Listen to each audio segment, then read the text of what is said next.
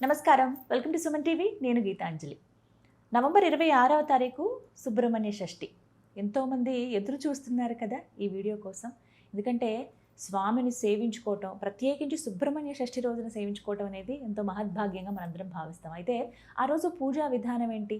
కొన్ని ప్రాంతాల్లో అయితే విశేషంగా సుబ్బారాయుడు షష్ఠి అని అంటారు. కొంతమంది ఏమో కుమారస్వామి పూజ చేస్తారు, కొంతమంది నాగులకు పూజ చేస్తారు. ఇలా రకరకాలుగా పూజలు అనేవి చేస్తారు. అసలు ఆ రోజు విశిష్టత, పూజ చేసే విధానం, నియమాలు ఇవన్నీ కూడా తెలుసుకుందాం. అలాగే ప్రత్యేకించి కళ్యాణం కోసం, అలాగే సంతానం కోసం ఎదురు చూసే వాళ్ళకి ఇది ఒక శుభదినంగా కూడా చెప్తారండి. కొన్ని పరిహారాలు కూడా ఉంటాయంటారు. ఇది తెలుసుకుందాం. వీటన్నిటి గురించి వివరించేందుకు ప్రస్తుతం మనతో పాటు ఉన్నారు ప్రముఖ జ్యోతిష్యులు బ్రహ్మశ్రీ నందిభట్ల శ్రీహరి శర్మ గురువు గారు. వారు గత 15 సంవత్సరాలుగా 30,000కు పైగా జాతక పరిశీలన చేసినటువంటి అనుభవం కలిగిన నిష్ణాతులు. వారితో మాట్లాడి వివరాలు తెలుసుకుందాం. గురుగారు నమస్కారం అండి. వాగర్థావివ సంపృక్తౌ వాగర్థ ప్రతిపత్తయే జగతః పితరౌ వందే పార్వతీ పరమేశ్వరౌ. ఆదిత్యాయ చ సోమాయ మంగళాయ బుధాయ చ గురుశుక్రశనిభ్యశ్చ రాహవే కేతవే నమః. శృంగేరి జగద్గురు పీఠాధిపతులకి, కంచి పీఠాధిపతులకి నమస్కారములు తెలియజేసుకుంటూ కార్యక్రమాన్ని ప్రారంభిద్దాం. గురుగారు, సుబ్రహ్మణ్య షష్ఠి చాలా ఎదురు చూసాం. వాస్తవానికి త్వరలోనే రాబోతోంది. మరి 26వ తారీఖు కదండి, ఇంకా అందులో మార్పు లేదమ్మా. 26వ తారీఖు రోజునే సుబ్రహ్మణ్య షష్ఠి, సుబ్బారాయుడు షష్ఠి. పూర్తిగా ఆ రోజంతా షష్ఠే ఉంది అని కూడా అంటున్నారండి. ఇంక వేరే తిథి ఏం మార్పు ఏం లేదమ్మా. చంపక షష్ఠి అని కూడా అంటారు దీన్ని. అంటే అర్థం ఏంటి గురుగారు? ఎందుకని అంటే మనకు భాద్రపద మాసము, వైధృతి యోగము, విశాఖ నక్షత్రము ఆదివారం వస్తే చంపక షష్ఠి అని అంటారు కొన్ని గ్రంథాల ప్రకారం. అదేవిధంగా శతభిష నక్షత్రము ఆదివారము షష్ఠి తిథి గనక ఉండి వైధృతి యోగం గనక ఉంటే దీనిని కూడా చంపక షష్ఠి అని అంటారు. ఈ రోజు నుంచి, అంటే ఈ రోజున చేసినటువంటి దానములు కానీ పూజలు కానీ అనంతమైనటువంటి పుణ్య ఫలితాలు ఇస్తాయి. ప్రవార షష్ఠి అని కూడా అంటారు. అంటే షష్ఠి వ్రతంని ఆచరించడం అనేది ఈ మార్గశిర శుద్ధ షష్ఠి నుంచి మొదలుకొని వచ్చే మార్గశిర శుద్ధ షష్ఠి నాడు విరమింపచేసేది. అంటే ఒక సంవత్సరం పాటు నియమాన్ని పాటించేటువంటిది షష్ఠీ తిథి వ్రతముగా సుబ్రహ్మణ్య స్వామిని ఆరాధించే తత్వము ఇది ఉంటుందమ్మా. మరి విశేషాలు తెలియచేయండి. అసలు ఎలా పూజ చేసుకోవాలి, మేము ఏ విధంగా నియమాలు ఏమైనా ఉన్నాయా? ఆ రోజు అసలు ఉదయం లేచిన దగ్గర నుంచి ఏం చేయాలో చెప్పండి. ప్రధానంగా ఈ యొక్క సుబ్రహ్మణ్య స్వామి యొక్క అవతారాన్ని ఈరోజు మనం మననం చేసుకోవాలి. అంటే ఈ సుబ్రహ్మణ్య స్వామి యొక్క అవతార విశిష్టతనంటే తారకాసురుడు గుర్తుకొస్తాడు. తారకాసురుడు బ్రహ్మ గురించి గొప్ప తపస్సు చేసి అప్పటికే సతీ వియోగం కలిగింది పరమేశ్వరుడికి. ఇక భార్య లేదు కాబట్టి ఇక మళ్ళీ ఈ సందర్భంగా ఇంకా వివాహం చేసుకోడు. నాకు మరణం లేకుండా కావాలని అడిగితే ఇవ్వరు కదా దేవతలు. అందుకని ఒక మెలిక పెట్టి అడుగుతుంటున్నారు. ప్రతి మరణంలో కూడా, ప్రతి వరంలో కూడా మరణం అనేది రాకుండా ఎలా అవాయిడ్ చేయాలో అలాంటి వరాలు కోరుకుంటుంటారు. ఇందులో భాగంగా ఈ తారకాసురుడు పరమేశ్వరుడికి, అతని భార్యకి జన్మించిన పుత్రుని చేత నాకు మరణం కలగాలని కోరుకున్నాడు. అప్పటికే సతీ వియోగం జరిగింది. కాబట్టి ఎలాగో వివాహం చేసుకోడు పరమేశ్వరుడు. ఇక ధ్యానంలో ఉన్నాడు, యుగ యుగాలు ధ్యానంలోనే ఉంటాడు. ఇక వివాహం అంటూ కుదరదు అని అనుకున్నాడేమో. అలా అనుకున్న సందర్భంలో హిమవంత్ పుత్రికగా అమ్మవారు మళ్ళీ పార్వతిగా జన్మించడం, పరమేశ్వరుని ఆరాధన చేయడం, వేల సార్లు స్వయంవర కళా మూలమంత్రానుష్ఠానం చేసిన కారణం చేత ఆ పరమేశ్వరుని భర్తగా పొందింది. తరువాత ఈ భర్తగా పొందినటువంటి తరువాత జరిగినటువంటిది వృత్తాంతం ఏంటంటే, ఆ పార్వతీ పరమేశ్వరుల యొక్క అనుగ్రహం వల్ల ఈ యొక్క సంబంధించినటువంటి కుమారస్వామి జన్మించడం జరిగింది. అంటే మోహావేశం, అదే ఎలాగో చెప్పబడతారంటే, మోహావేశము చేత శివుని వీర్యము ప్రతనమైతే దానిని అగ్ని గ్రహిస్తాడు. అగ్ని కూడా భరించలేనంత వేడి ఆ శివవీర్యం. దాన్ని తీసుకుని వెళ్ళి వరుణునికి అందజేస్తాడు. ఆ వరుణుడు నదీ తీరంలో, గంగా నదీ తీరంలో వేస్తే ఆ గంగా నదీ తీరంలో వెలిసినటువంటి కృత్తికలు ఆ యొక్క శిశువుని పెంచడం కారణం చేత అతని పేరు కృత్తికుడుగా మారింది. కార్తికేయుడు, కృత్తికుడు అని అంటారు. కృత్తికా నక్షత్రం అక్కడి నుంచే వచ్చింది. అందుకనే అగ్ని ద్వారా జన్మించాడమ్మా. అందుకనే కృత్తికా నక్షత్రము అగ్నిర్నఃపాతు కృత్తికా అంటే కృత్తికా నక్షత్రానికి అధిపతి అగ్నిదేవత. కృత్తికల చేత పెంచబడ్డాడు కాబట్టి కార్తికేయుడు అయ్యాడు. ఇంకొక విధానం ప్రకారము ఈ యొక్క తారకాసుని యొక్క సంహారం జరిగిన తరువాత ఎక్కడో ఒక చోట ఇదంబుడు అనేటువంటి యొక్క రాక్షసుడు మిగిలిపోయాడు. అది కూడా సంహారం చేయాల్సినటువంటి బాధ్యత కుమారస్వామి మీద ఉంది కాబట్టి ఈ ఇదంబుడు కూడా తారకాసుని అన్నదమ్ముల్లో ఒకడు. ఇప్పుడు ఎక్కువగా కావడి మోసుకొస్తారు, చూసారా మీరు? తమిళనాడులో కావడి మోసుకొస్తారు. ఈ కావడి మోసుకురావడానికి గల కారణం కూడా ఈ ఇదంబుడు అనే రాక్షసుడు. అంటే ఒకప్పుడు అగస్త్యుని యొక్క మహత్యాన్ని తపస్సుకు మెచ్చినటువంటి పరమేశ్వరుడు 2 కొండలు ఇస్తాడు. ఇది తీసుకుని వెళ్ళి నీకు నచ్చిన చోట ఈ దక్షిణ దేశంలో నీవు ప్రతిష్ఠింపజేయి అనగా అగస్త్యుడు చాలా సంతోషించి శివపార్వతుల కొండలుగా దాన్ని తీర్చిదిద్దాం అనుకుంటాడు. అనుకొని 2 కొండల్ని తన భుజాన వేసుకుని పోతాడు. కానీ ఎంతవరకు చేయగలుగుతాడు? కొంతవరకే. తర్వాత ఏం జరిగింది? ఈ ఇదంబుడు అనే రాక్షసుడు ఆయన దగ్గర కొన్ని విద్యలు నేర్చుకోవాలని చెప్పి శిష్యుడిగా చేరుతానంటాడు. అప్పుడు ఆ అగస్త్య మహాముని ఒక షరతు పెడతాడు.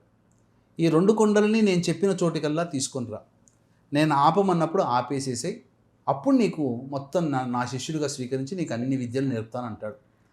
ఆయన ఆ విద్యల కోసమని ఆ బరువును మోస్తాడు. ఒక కొంత దూరం పోయిన తర్వాత కొన్ని కిలోమీటర్లు, ఇప్పటి కాలానికి మైళ్ళు దాటిన తర్వాత అలసిపోయి ఆ 2 కొండల్ని ఒక పక్కకు పెడతాడు. కావడిలోనే పట్టుకుంటాడు, పక్కకు పెడతాడు. సేదదీరి మళ్ళీ శక్తి వచ్చిన తర్వాత పట్టుకుందామంటే ఒక కొండ భూమికి రావట్లేదు, అతికిపోయి ఉంటుంది. ఒక కొండ లేస్తుంది. దీనికంతా కారణం దాని మీద వేంచేసి ఉన్నటువంటి బాలకుడు అని గ్రహించి ఆ బాలుడితో మాట యుద్ధం జరిగి ఆ బాలుడితో యుద్ధం దాకా వస్తుంది. అటువంటి ఆ బాలుడు ఎవరో కాదు, కుమారస్వామి. ఆ యుద్ధం జరిగిన తర్వాత మూర్ఛిల్లిపోతాడు. అతని భార్య అతన్ని మొక్కుకుంటుంది. మొక్కుకొని నా భర్తను రక్షించమని వేడుకుంటుంది. అప్పుడు అతన్ని రక్షించి అతనికి ద్వారపాలకుడిగా, కుమారస్వామికి ద్వారపాలకుడిగా ఈ యొక్క ఇదంబుడిని పెట్టుకుంటాడు. అప్పటి నుంచి కావడి మోసుకుని వచ్చాడుగా, అప్పటి నుంచి కావడి అనేటువంటిది ప్రయాణం అప్పటి నుంచి స్టార్ట్ అయింది. కావడికి విశేషంగా ఎక్కువగా. అలాగే కుమారస్వామి గురించి చెప్పినప్పుడు అండి, ముందుగా ఆయన వాహనాల గురించి కూడా వర్ణిస్తారు. అందులో కోడిపుంజు ఒకటి, అలాగే నెమలి, మయూర వాహనం అని కూడా చెప్తారండి. ఇక నాగు ఎలాగో ఉంటుంది. అంటే ఎందుకు ఇవి వాహనాలుగా స్వామి ఎంచుకున్నారు, ఆ విశిష్టత కూడా తెలియచేయండి. తప్పకుండానమ్మా. అంటే శూరపద్ముడు అంటే తారకాసుని మరి యొక్క తమ్ముడు శూరపద్ముడు మిగిలిపోతాడు.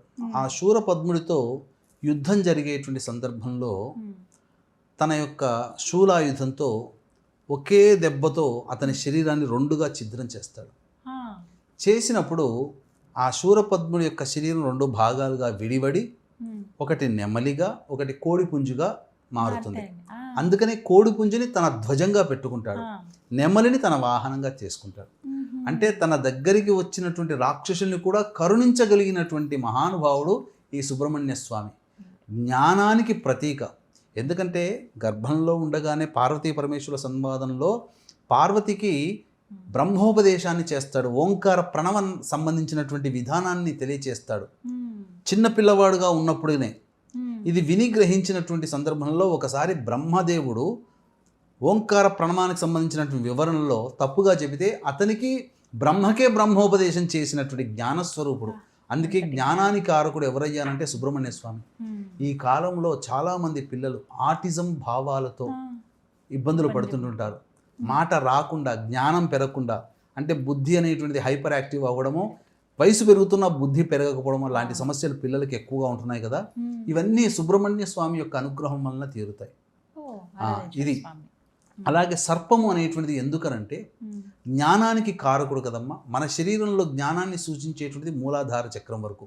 అంటే ఇక్కడ ఉన్నటువంటి ఆ చక్రము అలా పాము రూపంలో ఇలా మెదడుకి ఇక్కడ ఉన్నటువంటి మూలాధార చక్రం నుంచి ఇక్కడికి దాకా చేరుతుంది. మూర్ధి స్నానానికి దగ్గర చేరుకొని భేదం అయిపోతుంది. మూలాధార చక్రం నుంచి అలా విడివడి షట్చక్రాల ద్వారా గుండా ప్రవేశించే జ్ఞానమే కదా. నాగుపాము రూపంలో ఉంటుంది కాబట్టి నాగుపాముని అక్కడ మనం చూస్తాం స్వామివారి యొక్క చిత్రపటంలో.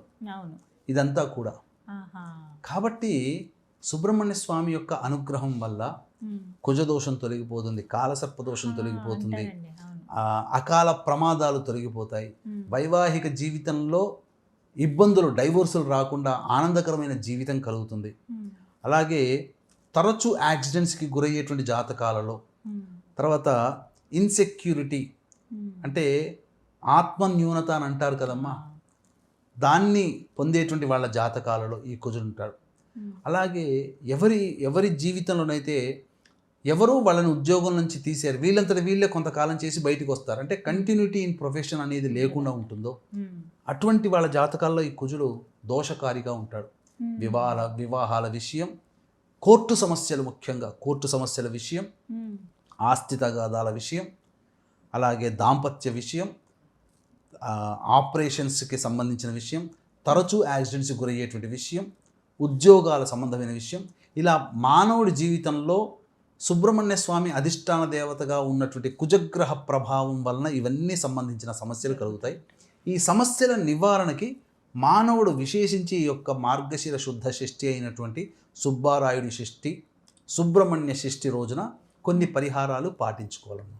పరిహారాలు చేసుకోవాలి తప్పకుండానమ్మా. అదే ఈ యొక్క సుబ్రహ్మణ్య షష్ఠిని పురస్కరించుకునే మన పీఠం ఆధ్వర్యంలో జాతకరీత్యా కలుగు అన్ని రకాల విద్య, వివాహ, ఉద్యోగ, దాంపత్య, అనారోగ్య సమస్యలకి నివారణకి, మరియు ప్రస్తుతం శని మారిన కారణం, అలాగే గురువు కూడా రాశి మారిన కారణం చేత 12 రాశుల వారికి కూడాను సమస్యలు తప్పవు. ఈ యొక్క 12 రాశులు జన్మించినటువంటి వారికి కూడా సర్వదోష నివారణ పూజలు, హోమాలు జరిపించి శక్తిపాతము చేసినటువంటి కరుంగలి మాల ఇవ్వడం జరుగుతుంది. అవకాశం ఉన్న వాళ్ళు కార్యక్రమ తదనంతరం కాంటాక్ట్ చేసి మీ గోత్రనామాదులు నమోదు చేసుకోవచ్చు. ఇక ఈ యొక్క సుబ్రహ్మణ్య షష్ఠి రోజున ఉదయాన్నే లేచి కాలకృత్యాదులు తీర్చుకొని సుబ్రహ్మణ్య స్వామి దేవాలయానికి చేరుకోవాలి. లేదా రావి చెట్టు కింద నాగుపాము, జంట నాగుపాము విగ్రహ ప్రతిష్ఠ ఉంటుంది కదా, పంచామృతాలతో అభిషేకము జరిపించి, అంటే పంచామృతాలతోనే చేయొచ్చు, లేదా అమృతం అని ఉంటుంది, అంటే ఆవు పాలు, ఆవు నెయ్యి, తేనె, ఈ మూడిటితో అభిషేకం జరిపించి చలివిడి లేదా చిమ్మిలి నైవేద్యంగా పెట్టాలమ్మా. ఈ విధంగా చేసి ముఖ్యంగా బ్రహ్మచారికి అభిషేకం అన్ని జరిపిన తర్వాత బ్రహ్మచారికి ఎర్రటి రంగు వస్త్రము, రాగి పంచపాత్ర అంటే గ్లాసు, ఉద్ధరిని, పళ్ళెము, జపమాల, వీలైతే చంద్రమాలతో చేసింది, లేదా బ్రాహ్మడికి ఉపయోగపడేటువంటి చంద్రకర్రతో చేసినటువంటి సృక్స్రువములు అని అంటారు, అంటే హోమానికి వాడబడేటువంటివి, చంద్రకర్రతో చేసినటువంటిది దానము చేసినట్లయితే, ఎర్రగంధము దానము చేసినట్లయితే వాళ్ళకు ఉన్నటువంటి సకల దోషాలు తొలగిపోతాయమ్మా. ఇందులో సందేహమే లేదు. తర్వాత కృత్తికా నక్షత్ర హోమం చేసుకున్న, సుబ్రహ్మణ్య అభిషేకము ఈ రోజున ప్రధానంగా ఆటిజం భావాలతో ఉన్నది కదమ్మా. ఈ సుబ్రహ్మణ్య షష్ఠి రోజున ప్రారంభం చేసి ఆ రోజున తేనెతో, పట్టు తేనెతో ఆ సుబ్రహ్మణ్య స్వామికి అభిషేకం జరిపించి ఆ తేనెని మంత్రపూర్వకంగా చేయాలి. ఏదో సుబ్రహ్మణ్యానం, మహాసుబ్రహ్మణ్యానం కాకుండా మంచి బ్రాహ్మడి చేత పెట్టుకొని సుబ్రహ్మణ్య స్వామికి అభిషేకము నమక చమక మంత్రాలతో సర్పసూక్త విధానముగా అభిషేకము జరిపించి ఆ తేనెని తీసుకొని ప్రతిరోజు ఏ పిల్లవాడైతే ఆటిజం బుద్ధిభావంతో ఇబ్బంది పడుతున్నాడో వాళ్ళకి గనక తినిపిస్తే 40 రోజుల్లో వాళ్ళలో చాలా మార్పులు వస్తాయి. డాక్టర్ల కోసం లక్షలు ఖర్చు పెడుతున్నారమ్మా. ఒక 3-4 వేలు పెట్టి మంచి బ్రాహ్మడి చేత చేయించుకుంటే తప్పేంటి. అలాగే విభూతితో అభిషేకం జరిపించి, నమక చమక మంత్రాలతో అభిషేకం జరిపించి ఆ విభూతిని తీసుకొని ప్రతిరోజు రాసుకొని వెళితే కార్యజయం అయిపోతుందమ్మా. ధనానికి లోటుండని జీవితాన్ని గడుపుతారు. ఇది నా వాక్యము కాదమ్మా, అనుభవించినటువంటిది. అందుకనే మీరు తమిళనాడు చూశారనుకోండి, ప్రతి వాళ్ళు విభూతి రాసుకుంటారు, ప్రతి వాళ్ళు హే మురుగన్ అంటారు, మురుగన్ మురుగన్ మురుగన్. ఇక అసలు అంత తప్ప లేదు. స్వామివారికి స్వయాన ఇంద్రుడే తన కూతురినిచ్చి వివాహం చేశాడు. కాబట్టి తిరుత్తణి, కంచికి 40 కిలోమీటర్ల దూరంలో ఆ తిరుత్తణిలో వివాహం జరిగింది స్వామివారి కళ్యాణం.